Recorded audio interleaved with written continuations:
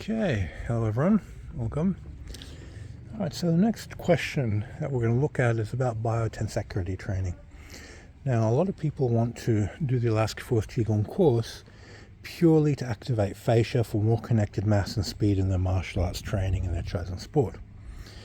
So, what are the key triggers for this? Building the ball allows you to feel. Standing, building the ball allows you to amplify. Power stretching increases your ability to release and conduct. Throwing further increases your ability to release, conduct, and the speed of conduction increases. The Fajin exercises force you to release under stress. And then the shunting exercises give you an opportunity to activate fascia and train when you don't have a training partner. And then you put all that together formlessly, having your partner feed you from different angles and you release. You can stimulate fascia in all the unusual different angles.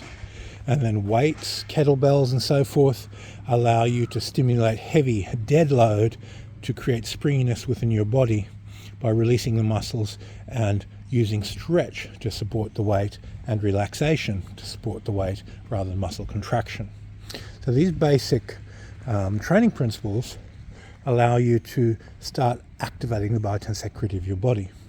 You don't need any Tai Chi forms, you don't need any particular movements. Any movements you learn are there to give you a principle, and then you can formlessly train that principle in any way you want through any line of movement that you wish. That's fully up to you. It's a formless system. Each exercise teaches a principle, and you apply the principle in the way that you want. So people getting into the Elastic Force Qigong, you often ask questions, how long does it take? Everybody's different. People ask me about the initiation text, how long does it take? Honestly, most people will never finish it. You need a certain degree of commitment and surrender to your own evolutionary process in order to have success in homatics. And very few people have that level of commitment to surrender to complete the process. Now, if I look at myself in relation to the initiation process, I haven't mastered all the exercises. I've focused on the exercises I need for my life's purpose. There's some exercises there that I've just ignored. They're not needed for me. For my job as a teacher, I need to master certain exercises to be a better teacher, and I don't have to master other exercises in my life's purpose.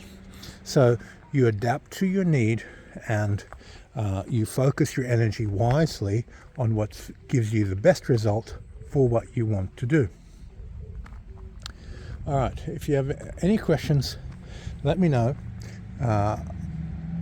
In the next month or so, I've got a lot of time to make these videos, and then after that, we'll see how I go for training partners. If you have any specific drills, I'll have a lot of training partners up until early May. Then I'll be on my own again, then I'll be just purely theoretical videos. I post a lot of the replies to these videos on the Vimeo channel, but some of them will go to YouTube. All right, thanks for your time. Take care.